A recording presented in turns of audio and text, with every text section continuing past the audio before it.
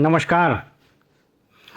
एक थे सिंघल साहब, डीजीपी बिहार, 1988 बैच के आईपीएस और 2021 में बिहार के डीजीपी बने। अगस्त 2021 में ये रिटायर किए। कार्यकाल बहुत विवादास्पद, हास्यास्पद और नाकामियों भरा रहा। एसके सिंघल पुलिस से ज़्यादा अपने मस्खरी के लिए जाने जाते थे।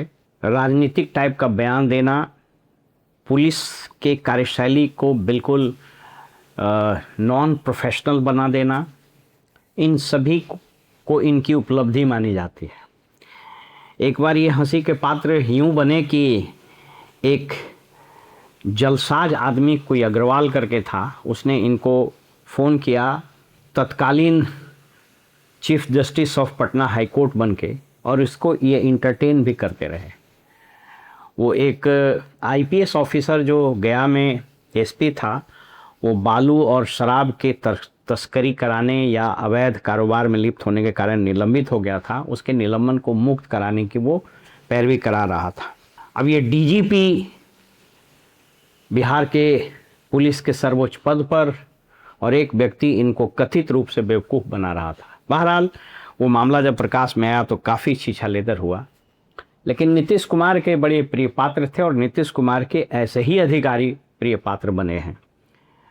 ये इनको तो आप जान ही रहे हैं, और एक और दीपक कुमार को जान रहे हैं जो उनके प्रिय पात्र हैं। अभी भी जिसको बोलते हैं ना, हम लोग देहात में बोलते हैं, चमोकन की तरह सटा हुआ है सिस्टम से। बहरहाल जब ये रिटायर किए तो नीतीश कुमार जी अपने राजनीतिक और सामाजिक हित को साधने के लिए, आर्थिक हित को भी साधने के लिए, ऐसे बदनाम इनकॉम्पिटेंट ऑफिसर को बिहार में सिपाही चयन परिषद का अध्यक्ष बना दिया। मीडिया ने भी जब इनसे सवाल पूछा तो कहा कि क्यों परेशान करते हैं, 1-2 महीना में तो बेचारा रिटायर कर देगा, बेचारा रिटायर कर देगा। और रिटायरमेंट के बाद इसको बना दिया। रिटायरमेंट के तुरंत बाद बहुत न्यूज़ फ्लैश हुआ कि साहब सिपाही दरोगा वगैरह के ट्रांसफ़र पोस्टिंग के फाइल ये नोएडा स्थित अपने आवास पर लगातार करते रहे, और सैकड़ों से की संख्या में लोगों के तबादले किए, और इनकी पत्नी कथित रूप से पैसा वसूलते थे। नालंदा ज़िला में ये एसपी रहे। नालंदा ज़िला चूँकि मेरा घर है, नालंदा ज़िला में ये एसपी रहे, तो उस दौर में भी इनके कारनामे से पूरा ज़िला परिचित रहता था। पैसा लेने के नाम पर और दलाली करने के अपने कारनामों के कारण ये काफ़ी बदनाम पुलिस अधिकारी रहा। निहायत इनकॉम्पिटेंट और नॉन प्रोफेशनल इस आदमी को जो बना दिया गया सिपाही चयन परिषद का अध्यक्ष। वहाँ इस व्यक्ति ने अपने धंधे को पूरा फलाया फुलाया, और सिपाही भर्ती में जो धांधली मचाई उसका बिहार में कोई कीर्तिमान दूसरा आपको जल्दी नहीं मिलेगा।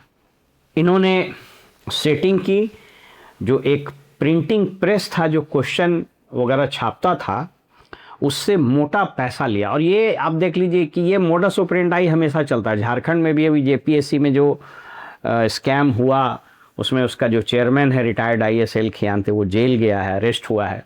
उसमें भी ये मोडस ऑपरेंडाई है।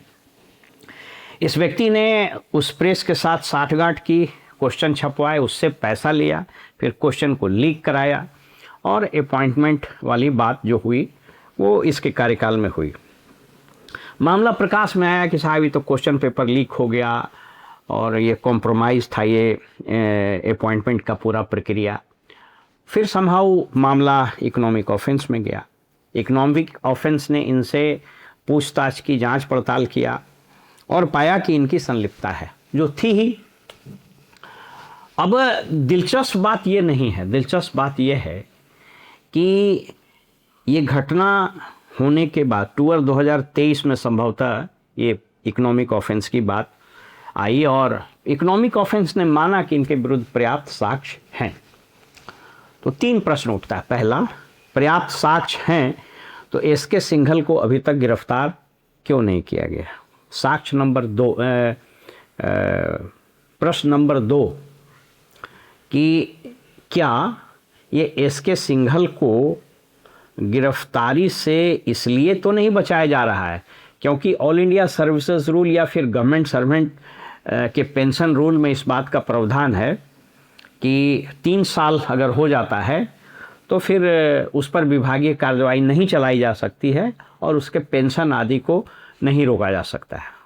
तो दूसरा प्रश्न यह है पुलिस मुख्यालय और होम डिपार्टमेंट और इकोनॉमिक ऑफेंस विंग से कि क्या ये पूरा एक षड्यंत्र रचा जा रहा है हाई लेवल पर जिसमें आईएएस और आईपीएस अधिकारी इन्वॉल्व हो सकते हैं कि ये टाइम बार कर दिया जाए और फिर केस हो भी मुकदमा में इनकी गिरफ्तारी हो भी तो चूंकि ये टाइम बार हो गया तो इन पर पोस्ट रिटायरमेंट डिपार्टमेंटल प्रोसीडिंग्स नहीं चलाए।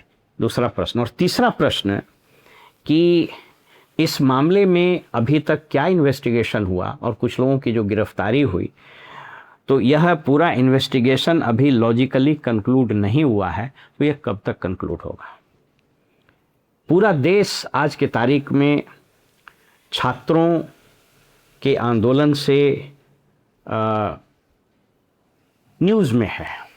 पूरा पॉलिटिकल एडमिनिस्ट्रेटिव और पुलिसिंग सिस्टम ये कटघरे में खड़ा है। जिस तरीके से क्वेश्चन पेपर लीक्स होते हैं, नौकरी देने वाली एजेंसियां कॉम्प्रोमाइज्ड होती हैं, रिटायर्ड ब्यूरोक्रेट्स को उसके चेयरमैन बनाए जाते हैं, फिर वो सरकार में शामिल कुछ पॉलिटिशियंस, मिनिस्टर्स और दलाल, इन सबों का एक नेक्सस क्रिएट होता है और वो नेक्सस लगातार जो मेधावी बच्चे हैं, खास करके जो गरीब बच्चे हैं जिनके पास और सरकारी नौकरी के अलावा कोई खास साधन नहीं है, या फिर जितने भी मेधावी बच्चे हैं, इन मेधावी बच्चों के भविष्य पर जो ग्रहण लगाने का ये पूरा षड्यंत्र, पूरा ये जो साजिश और पूरा गोरखधंधा चल रहा है, ऐसी स्थिति में क्या यह प्रश्न बिहार सरकार पर नहीं उठना चाहिए, नहीं पूछा जाना चाहिए?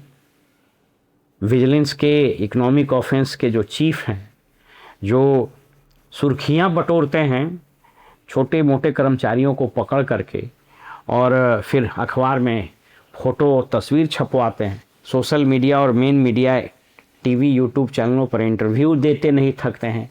इनके जो विजिलेंस और इकोनॉमिक ऑफेंस के जो डीजी हैं वो डींगे मारते रहते हैं कि हम कोई इस साल इतना मुकदमा किए, इतना गिरफ्तारी कर लिए हैं।